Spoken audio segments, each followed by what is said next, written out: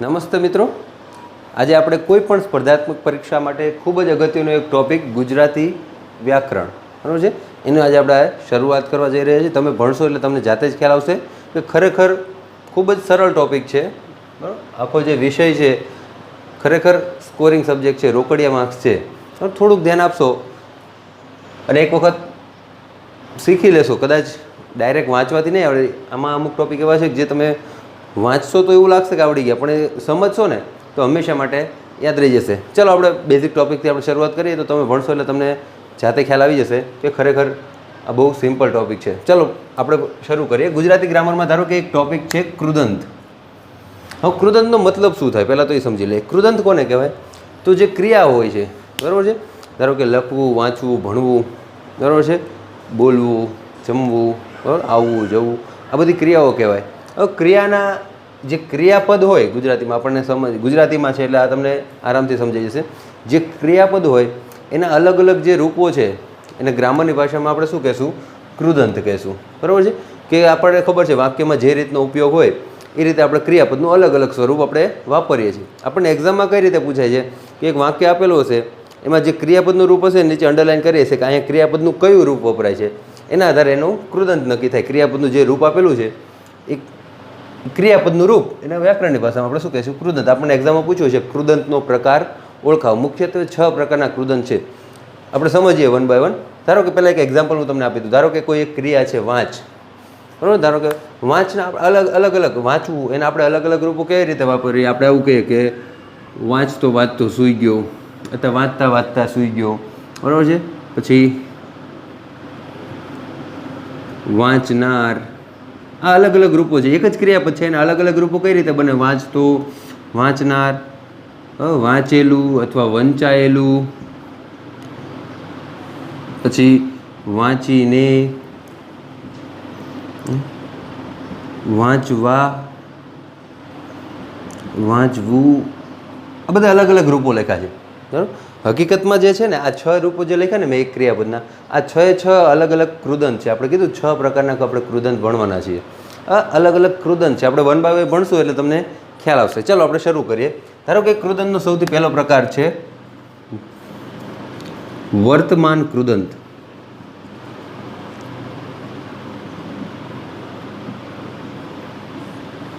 ચાલો, કૃદંત એટલે શું એ ખ્યાલ આવી ગયો. આપણે એના પ્રકાર ભણીએ. ધારો કે વર્તમાન કૃદંત, બરાબર છે. બહુ સિમ્પલ છે. ખાલી તમારે શું યાદ રાખવાનું છે? એનો પ્રત્યય. એક વખત તમે આનો એક વખત સમજી લેશો, એક વખત ચર્ચા કરી લઈએ આપણે કૃદંતની, અને કદાચ એવું હોય તમને થોડુંક ડાઉટફુલ લાગે તો આ લેક્ચર ફરીથી એક વખત જોઈ લેશો ને. ખાલી 2 વખત તમે આ એક વસ્તુ રિપીટ કરશો ને એટલે તમને કૃદંતના પ્રકાર ઇઝીલી ક્લિયર થઈ જશે. ધારો કે પહેલો પ્રકાર છે વર્તમાન કૃદંત. હવે એનો પ્રત્યય શું છે? તો પ્રત્યય એટલે શું થાય? જે શબ્દની પાછળ લાગે, ક્રિયાપદની પાછળ જે આપણે અવયવ લગાડીએ એને શું કહેવાય છે? પ્રત્યય કહેવાય ગ્રામરની ભાષામાં. તો આનો પ્રત્યય શું છે? ત. વર્તમાન કૃદંતનો પ્રત્યય શું છે? ત. એનો મતલબ શું થાય? તમને કોઈ વાક્ય આપ્યું એમાં ક્રિયાપદ જે વાપરેલું છે એની પાછળ ત વાળો પ્રત્યય આવે, ત, તા, તો, બરાબર. ધારો કે અહીંયા છે વાંચવું, એનો વાંચતો, તો આ કૃદંત કયો કહેવાય? વર્તમાન કૃદંત. આપણને એક્ઝામમાં કઈ રીતે પૂછશે? સર ચાલો સમજો. ધારો કે આવું પૂછવું હોય કે રડતું બાળક સૌને ગમે. ધારો કે કોઈ વાક્ય આપ્યું છે. આપણે વાક્યનો કાળ નથી યાદ રાખવાનો. જો સમજો, વાક્યનો કાળ નથી ઓળખવાનો. આપણે શું કીધું? અહીંયા અંડરલાઇન કરેલો એક શબ્દ હશે. એક્ઝામમાં વાક્ય આપ્યું છે, અંડરલાઇન કર્યું છે કે રડતું બાળક સૌને ગમે. અહીંયા કૃદંતનો પ્રકાર ઓળખાવો. તો કૃદંતનો પ્રકાર તમને જોઈને ખ્યાલ આવી જશે. ચાલો, રડતું પાછળ કયો પ્રત્યય આવ્યો? બરાબર છે, ત વાળા પ્રત્યય આવ્યો. બરાબર. તો ત વાળા જે પણ પ્રત્યય આવશે, તો, તું, ત, બરાબર. આમ કેવું હોય કે તમે લખતા લખતા સૂઈ ગયા,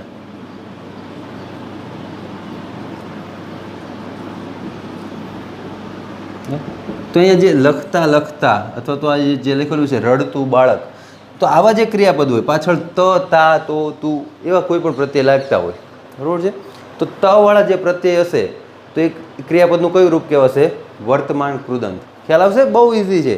આમાં કંઈ વધારે ચર્ચા કરવા જેવું કંઈ છે જ નહીં, બરાબર છે. આવા જે પણ એક્ઝામ્પલ તમને ઘણા બધા એક્ઝામ્પલ મળી રહેશે, બરાબર છે. અથવા તો એક એવી પ્રેક્ટિસ કરજો કે તમે લેક્ચર સાંભળો છો તો સાથે સાથે કોઈ પણ બરાબર એક PDF ડાઉનલોડ કરી દેજો. ઘણી બધી ગ્રામરની PDF મળે છે, હા, ગ્રામરની પીડીએફ હું એટલા માટે કહું છું કે કોઈ પણ ટોપિક જે ભણશું ને આપણે એને એક્ઝામ્પલ જેટલા વધારે જોશો ને એટલું વધારે ક્લિયર થશે. એટલે હું તમને એક્ઝામ્પલ જોવા માટે જ કહું છું.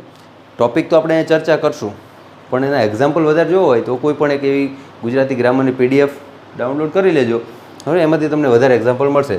તમે જોશો વર્તમાન કૃદંતમાં શું હશે, તો ક્રિયાપદ જ્યારે જે ક્રિયાપદ વપરાણું છે એની પાછળ ત, તા, તો, તું, ટૂંકમાં ત વાળો કોઈ પ્રત્યય લાગ્યો હોય તો એ કૃદંતનો પ્રકાર કયો થઈ જશે? વર્તમાન કૃદંત. તમને 4 ઓપ્શન આપેલા હશે. અહીંયા કૃદંતનો પ્રકાર ઓળખાવો: વર્તમાન કૃદંત, ભૂત કૃદંત, ભવિષ્ય કૃદંત, સંબંધક ભૂત કૃદંત. 6 પ્રકાર છે, આપણે અલગ અલગ એ ભણશું. તો વર્તમાન કૃદંત ક્લિયર થઈ જશે. ક્લિયર? સિમ્પલ જ જોવાનું ક્રિયાપદની પાછળ કયો પ્રકાર છે. આપણે બધા કૃદંતની ચર્ચા કરીએ પછી થોડીક પ્રેક્ટિસ આપણે એની કરશું એટલે તમને વધારે ખ્યાલ આવશે. ચલો, પહેલો પ્રકાર ક્લિયર છે વર્તમાન કૃદંત. એનો પ્રત્યય શું આવશે? ત. એનો મતલબ તમે જોશો ને, બરાબર, હકીકતમાં તો કેવી રીત આપણે તો આ તો એક્ઝામ માટે એક્ઝામ ઓરિએન્ટેડ તૈયારી કરીએ એટલે હું તમને ડાયરેક્ટ ગોખાઈ નાખું છું કે ત પ્રત્યયવાળા આવશે એટલે એ વર્તમાન કૃદંત હોય, બરાબર છે. બાકી હકીકતમાં એનો મતલબ તમારે સમજવો પડે કે જ્યારે ત વાળું પ્રત્યય હોય ને, ધારો કે લખતા લખતા, તો લખતા લખતા શું કહે, ભલે વાક્ય ભૂતકાળનું છે પણ આ ક્રિયાપદ શું દર્શાવે? ખાલી તમે બીજું વાક્ય ભૂલી જાઓ, જે લખતા લખતા એના ઉપર ફોકસ કરશો તો એવું થશે કે લખતા લખતા એટલે શું થયું? લખવાની ક્રિયા ચાલુ હતી, મતલબ વર્તમાન કાળ સૂચવતું હશે કે ક્રિયાઓ ચાલુ હોય એવું હશે. ધારો કે રડતું બાળક, તો જેનું રડવાનું ચાલુ હોય એવું બાળક, બરાબર છે. કાળ જે પણ હોય, પણ જે આ ક્રિયાપદનું રૂપ છે ને એ કેવું મોટા ભાગે વર્તમાન કાળ સૂચવતું હશે. જો તમે એના અર્થમાં જાઓ તો એવું તમને સમય મળે તો એવું તમારે થોડુંક વિચારવું હોય અર્થ તો વિચારી શકો. એક્ઝામની દ્રષ્ટિએ તો અમારે એટલું અગત્યનું છે ક્રિયાપદની પાછળ ત, તા વાળો કોઈ પણ પ્રત્યય લાગેલો હોય તો એ ક્રિયાપદનું રૂપ કયું કહેવાય? વર્તમાન કૃદંત. ખ્યાલ આવી જશે આટલું? ઓકે, ચાલો. તો એક બીજો પ્રકાર છે કૃદંતનો, બીજો પ્રકાર છે ભૂત કૃદંત.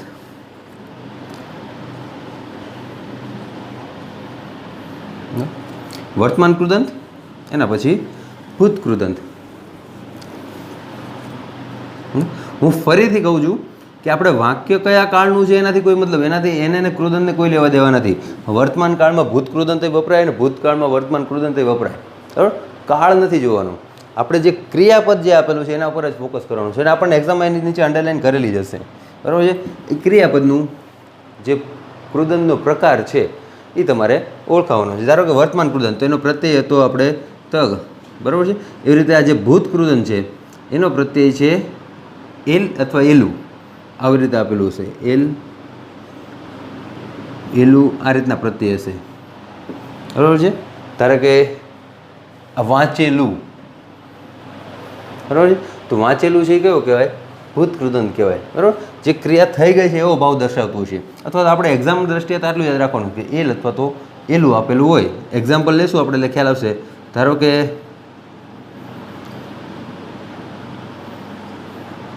આ પુસ્તક મેં લખેલું છે, બરાબર. તો આ જે લખેલું, બરાબર છે. અથવા તો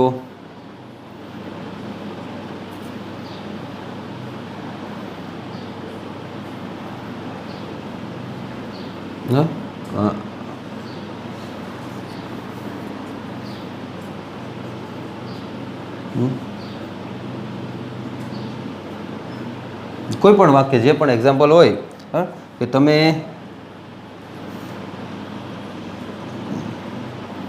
ક્યારના આવેલા છો, એવું જે પણ વાક્ય હોય. હા, એક્ઝામ્પલ તમને કોઈ પણ મેં તમને કીધું પીડીએફ જોશો એટલે એમાં તમને મળી રહેશે.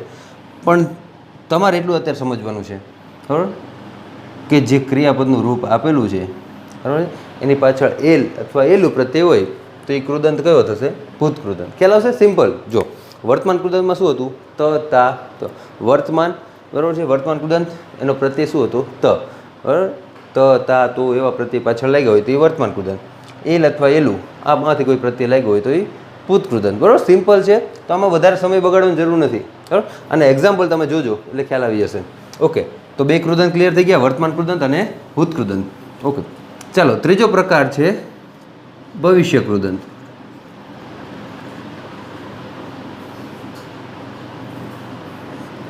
ઓકે, તો જેવું વર્તમાન કૃદંત અને ભૂત કૃદંત હતું એ રીતે જ છે ભવિષ્ય કૃદંત, બરાબર. અને આ તો બહુ સિમ્પલ છે, બરાબર. આનો જે પ્રત્યય છે એ શું છે? ક્રિયાપદની પાછળ કેવો શબ્દ લાગેલો છે? નાર, બરાબર છે. એક્ઝામ્પલ તમે જોશો એટલે ખ્યાલ છે. જે ક્રિયાપદનું રૂપ વપરાણું છે એની પાછળ નાર પ્રત્યય લાગ્યો હોય, બરાબર, તો એ ક્રિયાપદનું કયું રૂપ કહેવાશે? ભવિષ્ય કૃદંત કહેવાશે. ધારો કે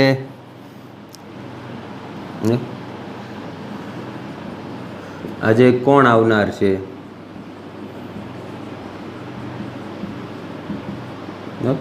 કાળ ભલે વર્તમાન કાળ હોય, એવું નથી કે વર્તમાન કાળનું વાક્ય હોય તો એમાં વર્તમાન કૃદંત જ હોય, ભૂતકાળ હોય, એવું નથી. આપણે કાળ નથી ઓળખવાનું. હું વારંવાર એટલે કહું છું, આપણે શું ઓળખવાનું છે? જે ક્રિયાપદ વાપર્યું છે, બરાબર, એનો કૃદંતનો પ્રકાર, એની પાછળ કયો પ્રત્યય લાગ્યો છે. અહીં પાછળ કયો પ્રત્યય લાગ્યો છે? નાર. તો વાક્ય ભલે છે એટલે વર્તમાન કાળનું વાક્ય છે, પણ નાર પ્રત્યય લાગ્યો એટલે કૃદંત કયું થશે? ભવિષ્ય કૃદંત. બરાબર, ખ્યાલ આવશે? વર્તમાન કૃદંતમાં શું થાય? ત વાળો પ્રત્યય હોય એટલે એ કૃદંતનો કયો પ્રકાર કહેવાય? વર્તમાન કૃદંત. એલ અથવા એલો પ્રત્યય હોય તો એ કયો કહેવાશે? ભૂત કૃદંત. હવે વારંવાર રિપીટ એટલે કરું છું કે આપણે ટોપિક પૂરો કરીએ ત્યાં સુધી તમારે બરાબર એકદમ ક્લિયર થઈ જવું જોઈએ. બરાબર, અને પાછળ જો નાર પ્રત્યય લાગ્યો હોય, બરાબર, તો નાર પ્રત્યય લાગ્યો હોય તો એ કયો કૃદંત થશે? ભવિષ્ય કૃદંત. ખ્યાલ આવશે આવું? બરાબર, સિમ્પલ જ છે. ધારો કે અહીંયા છે આ અલગ અલગ ક્રિયાપદના રૂપો લખ્યો છે. અહીં વાંચ તો, વાંચની પાછળ કયો તા વાળો પ્રત્યય લાગે તો આ કયું કહેવાય? વર્તમાન કૃદંત. એલ અથવા એલું પ્રત્યય લાગે તો એ કયું કહેવાય? ભૂત કૃદંત. અહીં પાછળ નાર લખેલું છે, વાંચનાર, તો આ કયું કહેવાશે? એનું ભવિષ્ય કૃદંત. એનો અર્થ સમજશો ને તો તમને એવું લાગશે. ધારો કે તમે કહેશો ને વાંચનાર એટલે તમને એનું થોડુંક અર્થ સમજવાનો ટ્રાય કરશો તો એવું લાગશે વાંચનાર એટલે વાંચવા વાળો, જે હજુ ભવિષ્યકાળ સૂચવતો એવું લાગશે. બરાબર, વાંચતો, બરાબર, વાંચતો જે ક્રિયા ચાલુ એવી એટલે વર્તમાન કાળ સૂચવતો એવું લાગશે. બરાબર છે? આ કેવું? ભૂતકાળ સૂચવવું, વાંચેલું. બરાબર, વાક્ય કોઈ પણ કાળનું હોય પણ જે ક્રિયાપદનું રૂપ વપરાણું એ તમારે કઈ રીતે નક્કી કરવાનું? તો બરાબર, બહુ ડીપમાં ન ઉતરવું તો ખાલી પ્રત્યય યાદ રાખી લેજો. બરાબર છે? આપણે એક્ઝામ માટે જ આપણે ગુજરાતી ગ્રામર કરતા હોય તો તમારે ખાલી એટલું યાદ રાખવાનું છે. શું કરવાનું? તા વાળો પ્રત્યય હોય તો વર્તમાન કૃદંત, એલ અથવા એલું હોય તો ભૂત કૃદંત, અને નાર પ્રત્યય હોય તો ભવિષ્ય કૃદંત. ખ્યાલ આવશે આવું? બરાબર, ઓકે. ચાલો, 3 કૃદંત ક્લિયર છે? વર્તમાન કૃદંત, ભૂત કૃદંત અને ભવિષ્ય કૃદંત.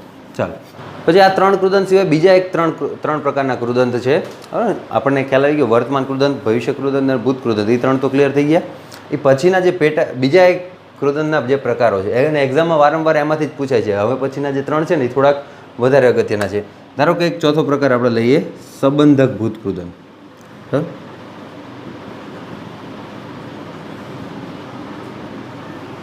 ચલો, ખાલી ભૂત કૃદંત તો આપણે ભણ્યા. ભૂત કૃદંતમાં શું આવતું હતું? એલ અથવા તો એલું પ્રત્યય હોય એટલે ભૂત કૃદંત, નાર પ્રત્યય હોય તો ભવિષ્ય કૃદંત, તા વાળો હોય તો એ વર્તમાન કૃદંત. એ 3 તો ક્લિયર થઈ ગયા. સંબંધક ભૂત કૃદંતમાં શું હશે? તો એનો પ્રત્યય જોઈ લેજો. એનો પ્રત્યય છે ઈને. ઈને પ્રત્યય ક્યારે લાગે? કોઈ ક્રિયા પૂરી કરીને પછી તમે બીજી ક્રિયા શરૂ કરો ને એમાં પ્રત્યય કેવો હશે? ઈને. ધારો કે એક્ઝામ્પલ લેશો એટલે વધારે ખ્યાલ આવશે. તમને આવું વાક્ય આપ્યું હોય, હવે એક્ઝામમાં કઈ રીતે પૂછશે? તમને આવું આપશે કે હું જમીને સૂઈ ગયો, આવું વાક્ય આપ્યું છે. અહીં તમને અંડરલાઈન કરેલી હશે કે આનો કૃદંતનો પ્રકાર ઓળખાવો. બરાબર, તો કૃદંતનો પ્રકાર આમાં શું થતું હશે? હંમેશા સંબંધક ભૂત કૃદંત શું કહેવાય છે? સંબંધક શું કામ કહેવાય છે? કે એક ક્રિયા પૂરી થતી હશે અને બીજી ક્રિયા શરૂ થતી હશે. બીજી ક્રિયા એટલે બે ક્રિયા વચ્ચે સંબંધ દર્શાવતો એવો ભાવ હોય ટૂંકમાં, એટલે આને શું કહેવાય છે? સંબંધક ભૂત કૃદંત. આ તો આપણે યાદ રાખવા માટે છે. હવે આપણે કઈ રીતે યાદ રાખવાનું? એક ક્રિયા પૂરી થાય અને બીજી શરૂ થતી હોય, અથવા તો પ્રત્યય યાદ રાખલો. શું થઈ જશે?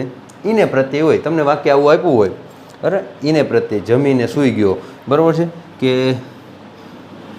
હું વાંચીને તરત રમવા ગયો. તો વાંચીને, જેની પાછળ ઈને લાગેલું હોય ને ક્રિયાપદનું જે રૂપ છે એની પાછળ જો ઈને પ્રત્યય લાગ્યું હોય એ શું થઈ જશે? સંબંધક ભૂત કૃદંત. આ જે ક્રિયાપદ લખ્યા છે આમાં સંબંધક ભૂત કૃદંત કોને કહેવાશે? વાંચીને. ખ્યાલ આવશે? આવશે? આ વર્તમાન કૃદંત છે, આ ભવિષ્ય કૃદંત છે. ખ્યાલ આવશે ને? પ્રત્યય પડે વાળા પ્રત્યય હોય તો વર્તમાન કૃદંત. વારંવાર રિપીટ એટલા માટે કરું છું કે આપણે ગોખી જ નાખવાનું છે, યાદ રાખી જ લેવાનું છે આટલું. બરાબર છે? વર્તમાન કૃદંત તા તું. બરાબર, ગુજરાતી ગ્રામર એવી વસ્તુ છે કે તમારે ગોખવું તો પડશે, પણ એક વખત તમે ચર્ચા કરીને સમજીને તમે ગોખશો ને તો યાદ રહેશે. ખાલી વાંચેલું કંઈ કામમાં નહીં આવે, અથવા તો વાંચેલું એક્ઝામ સુધી યાદ નહીં રહે. બરાબર છે? એક વખત સમજી લે. તા વાળો ખ્યાલ આવી ગયો? વર્તમાન કૃદંત. નાર પાછળ આવતું હોય તો એ શું થઈ જશે? ભવિષ્ય કૃદંત.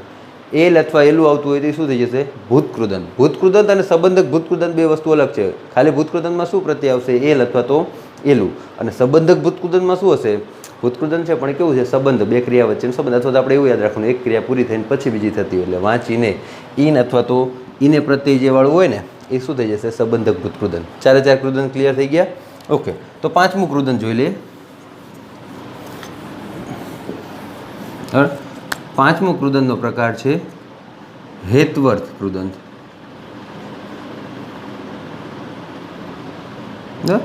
નામ ઉપરથી ખ્યાલ આવી જશે, બરાબર છે કે હેતવર્થનો મતલબ શું થાય, તમારો હેતુ દર્શાવતો હોય. હેતવર્થ એટલે જેમાં હેતુનો અર્થ હોય કે તમે શેના માટે આવ્યા છો, બરાબર. એની પાછળ આપણે પ્રત્યે શું લગાડશું, વાહ. આપણે જોઈ લઈએ. ધારો કે કોઈ વાક્ય છે કે હું ભણવા બેઠો છું, બરાબર. તો જે વાહ આવ્યો ભણવા, તમારો હેતુ દર્શાવે ને તમે શાના માટે આવ્યા છો, ભણવા માટે, એટલે હેતુ બતાવતો એને શું કહેવાય, હેતવર્થ કૃદંત. ખ્યાલ આવશે. અથવા તો પ્રત્યય ઉપરથી યાદ રાખો કે પાછળ વા પ્રત્યય આવતો હોય, બરાબર, એ શું થઈ જશે હેતવર્થ કૃદંત. આમાં જેવું આમાં હેતવર્થ કૃદંતનો પ્રકાર કયો છે, વાંચવા, હું વાંચવા બેઠો છું, બરાબર. અથવા તમારે એમ કેવું હોય કે અમે ફરવા જવાના છીએ, બરાબર.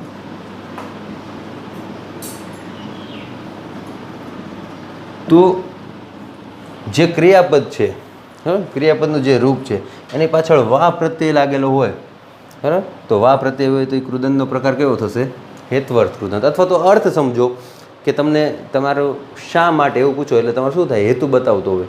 જો હેતુ દર્શાવતો હોય તો એને કૃદંત કેવો કહેવાય, હેતવર્થ કૃદંત. ખ્યાલ આવશે. ચાલો 5 કૃદંત ભણ્યા, 5 ક્લિયર.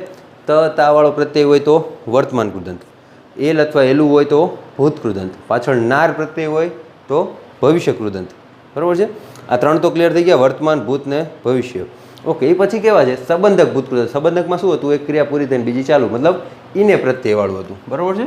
વાંચીને, લખીને, ભણીને, જમીને, બરાબર છે.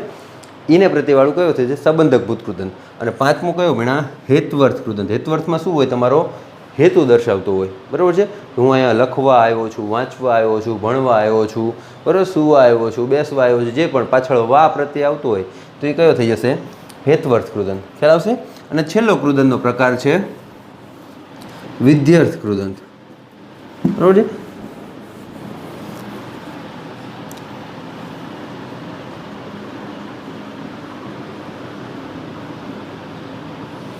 ઓકે, તો વિધ્યર્થમાં શું દર્શાવતું છે, બરાબર છે. વિધ્યર્થનો મતલબ શું થાય કે વિધિ પ્રમાણે, મતલબ નિયમ પ્રમાણે આવું થવું જોઈએ, ફરજ દર્શાવતું હોય. અને એનો પ્રત્યય શું હશે, વુ, બરાબર છે.